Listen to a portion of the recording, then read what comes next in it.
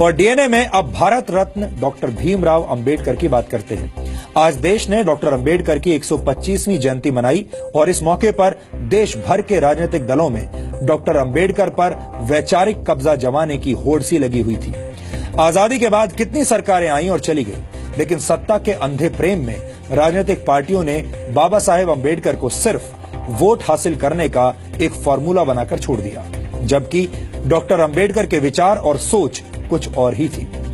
आज का दिन सिर्फ डॉक्टर अंबेडकर का जन्मदिन ही नहीं है। आज हमारे पास इतिहास के पन्नों को फिर से पलटने का एक मौका है, ताकि हम ये जान सकें कि कैसे भीमराव अंबेडकर ने घोर अपमान और तिरस्कार के बावजूद सबको सुख देने वाले आजाद भारत का सपना देखा था।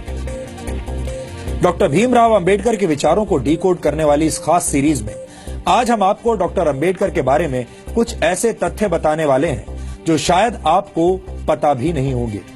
इन तथ्यों को जानने के बाद आप समझ जाएंगे कि कैसे इस देश की जनता के मन में डॉक्टर अंबेडकर के बारे में भ्रम फैलाने की साजिश रची गई। डॉक्टर भीमराव अंबेडकर का भारत के विकास में जितना योगदान रहा है, उतना शायद ही किसी और राजनेता का रहा हो। एक अर्थशास्त्री, समाजशास्त्री, शिक्षाविद और कानून के जानकार के तौर पर अंबेडकर ने आधुनिक भारत की नींव रखी थी और देश उनके इस योगदान को लेकर आज भी जागरूक नहीं है।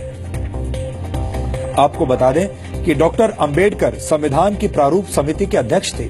उन पर आधुनिक भारत का संविधान बनाने की जिम्मेदारी थी और उन्होंने ऐसे संविधान की रचना की जिसकी नजरों में सभी नागरिक एक समान हो, जो धर्मनिरपेक्ष हो और जिस पर देश के सभी नागरिक विश्वास करें।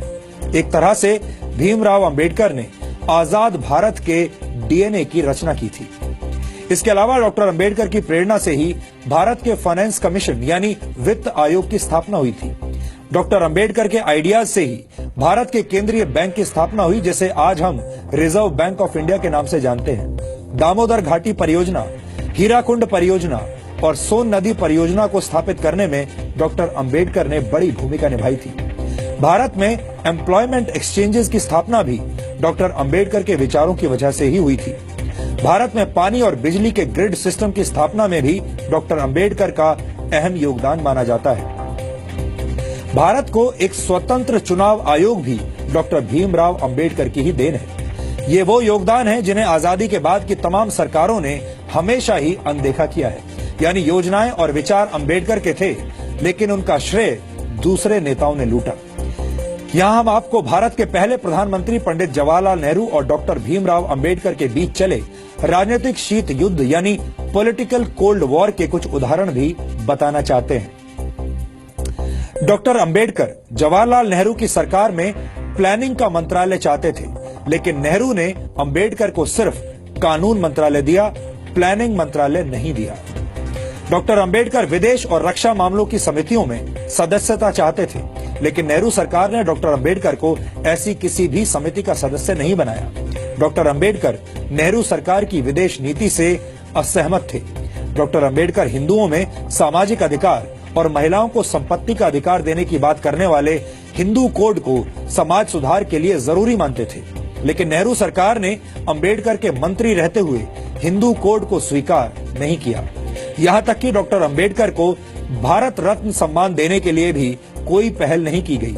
उनकी मौत के 34 वर्षों के बाद 1990 में वीपी सिंह सरकार ने उन्हें भारत रत्न से सम्मानित किया, जबकि कांग्रेस ने डॉक्टर अंबेडकर को भारत रत्न से सम्मानित करने के लिए कोई कदम नहीं उठाया।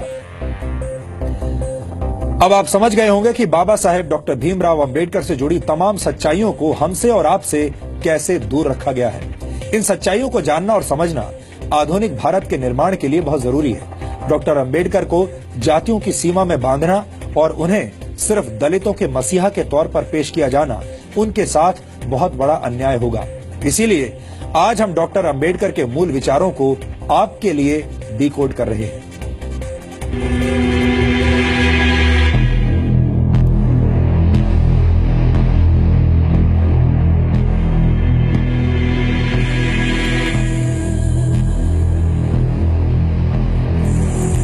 ये गुलामी से संघर्ष करते भारत की तस्वीर है।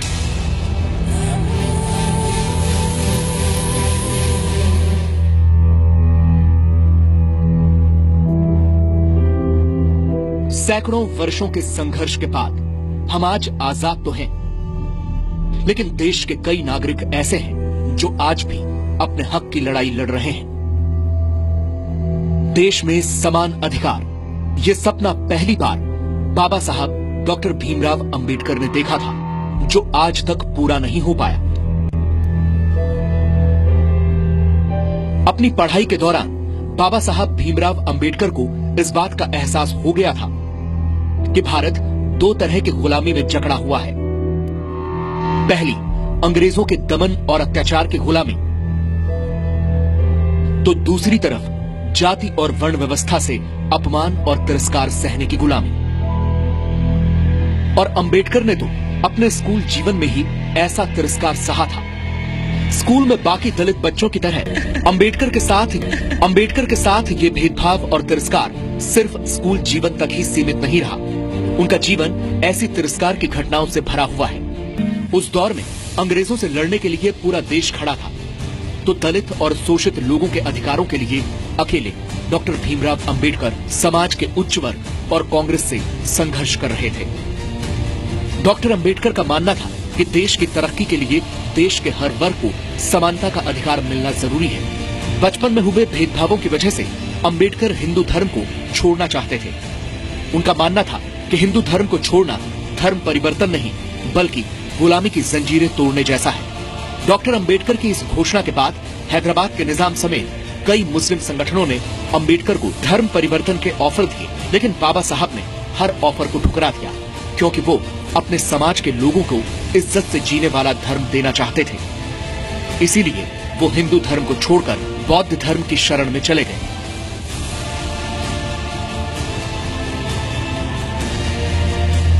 पंद्रह अगस्त 1947 को आजादी का जश्न डॉक्टर बाबा साहब अंबेडकर के लिए एक बड़ी जिम्मेदारी लेकर आया। देश की नई सरकार को देश का संविधान बनाने के लिए एक काबिल व्यक्ति की तलाश थी, जिसे कानून की जानकारी के अलावा देश और दुनिया की समझ और समाज की जरूरतों के बारे में पूरी जानकारी हो। और ये तलाश डॉक्टर अंबेडकर पर खत्म हुई। डॉक्टर भीमराव अंबेडकर को देश का पहला कानून मंत्री बनाया गया, जिन्होंने अपनी बिगड़ती सेहत के बावजूद महज 2 साल के अंदर देश को एक मजबूत संविधान दिया। अंबेडकर ने 1951 में हिंदू कोड बिल तैयार कर संसद में पेश किया, जिसमें महिलाओं को समान अधिकार की बात कही गई। हिंदू कोड बिल के तहत पिता की संपत्ति में बेटी को समान अधिकार, विवाहित पुरुष को एक से अधिक पत्नी रखने पर प्रतिबंध और महिलाओं को भी तलाक का अधिकार शामिल था। लेकिन रूढ़िवादी हिंदू ताकतों और सरकार के अंदर ही बिल का विरोध करने वालों के सामने हिंदू कोड बिल लागू नहीं हो सका और सरकार में अपना प्रभाव घटने से निराश होकर डॉक्टर अंबेडकर ने 1951 में मंत्री पद से इस्तीफा दे दिया। अपने इस्तीफे में डॉक्टर अंबेडकर ने लिखा, आज हिंदू कोड बिल की हत्या कर दी गई, ऐसे में मेरा मंत्री बने रहने का अर्थ समझ में नहीं आता। बिल में शादी और तलाक संबंधी विधेयक पर 2 दिन की चर्चा चली, फिर प्रधानमंत्री जवाहरलाल नेहरू ने पूरे हिंदू कोड बिल को वापस लेने की घोषणा कर दी। मैं हैरान रह गया। मैं ये मानने को तैयार नहीं हूं कि तलाक और विवाह संबंधी बिल को समय की कमी के चलते पास नहीं करवाया जा सकता है। मुझे प्रधानमंत्री की नीयत पर शक नहीं है, लेकिन हिंदू कोड बिल पास कराने के लिए जिस संकल्प और ईमानदारी की जरूरत थी, वो उनमें नहीं दिखी। अपने इस्तीफे के बाद डॉक्टर भीमराव अंबेडकर ने खुद को राजनीतिक जिम्मेदारी से भले ही अलग कर लिया था, लेकिन सामाजिक जिम्मेदारी अपने अंतिम समय तक निभाते रहे। डॉक्टर भीमराव अंबेडकर को आज तक सिर्फ दलितों के मसीहा और संविधान निर्माता के तौर पर पेश किया गया है, लेकिन उनकी भूमिका एक राष्ट्र नेता की रही, जो चाहते थे कि देश का हर वर्ग आजादी की खुली हवा में सम्मान की सांसें ले सके। ब्यूरो रिपोर्ट, जी मीडिया।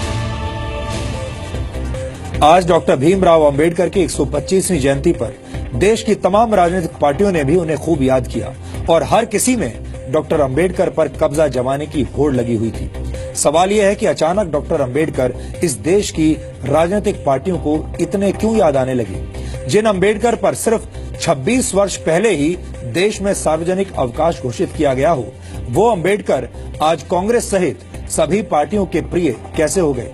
दरअसल ये नए दौर की सियासत है और इस सियासत में डॉक्टर अंबेडकर को मानने वाले लोग तमाम राजनीतिक पार्टियों को वोट बैंक जैसे नजर आने लगे हैं और सब अंबेडकर का नाम लेकर एक दूसरे पर निशाना लगा रहे हैं।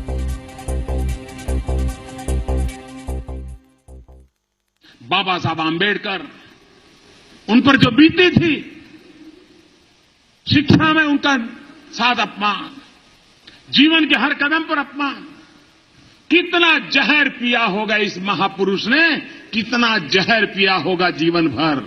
और जब संविधान लिखने की नौबत आई, अगर वो सामान्य मानवी होते, हम जैसे सामान्य मानवी होते, तो उनकी कलम से संविधान के अंदर कहीं तो कहीं उस जहर की एकाध बिंदु तो निकल पाता है। लेकिन ऐसे महापुरुष थे जिसने जहर पचा दिया। अपमानों को झेलने के बाद भी जब संविधान बनाया तो किसी के प्रति कटुता का नामो निशान नहीं था, बदले का भाव नहीं था, वैर भाव नहीं था। इससे बड़ा क्या महानता हो सकती है। बाबा साहब डॉक्टर भीमराव अंबेडकर के देहांत के बाद और खास तौर से बीएसपी के गठन होने के बाद से अब पूरे देश में कांग्रेस पार्टी व बीजेपी एंड कंपनी के लोग तो इनकी जयंती मनाने को लेकर जो हर वर्ष किस्म किस्म की नाटकबाजी करते हैं, तो ये सब केवल बाबा साहब डॉक्टर अंबेडकर के अपने दलित समाज का व उनके अनुयायियों का, अन्य और अनुयायियों का वोट लेने के लिए ही अपने अपने राजनीतिक स्वार्थ में ये लोग कर रहे हैं। कि अब वोट मिलने की संभावना नहीं है तो इसी तरह से समाज को बांटो, लोगों को गुमराह करो। इसलिए बोलने के लिए लोग बोलते रहेंगे, अंबेडकर साहब का नाम भी लेते रहेंगे, संविधान की दुआई भी देते रहेंगे और आचरण पूरा का पूरा होगा संविधान के खिलाफ। आज तक भीमराव अंबेडकर को सिर्फ दलित अधिकारों के लिए संघर्ष करने वाले नेता और संविधान निर्माता के तौर पर ही पेश किया गया, लेकिन आज हमने आपको दिखा दिया कि कैसे डॉक्टर अंबेडकर की छवि के साथ एक सोची समझी साजिश रची गई और उनके योगदानों का श्रेय किसी और ने ले लिया। हमें लगता है कि डॉक्टर अंबेडकर को सिर्फ जातियों की सीमाओं में बांधना और उन्हें दलितों के मसीहा के तौर पर पेश करना ठीक नहीं है। हमें उम्मीद है कि डॉक्टर अंबेडकर के विचारों को डिकोड करने वाली हमारी ये सीरीज आपको पसंद आ रही होगी।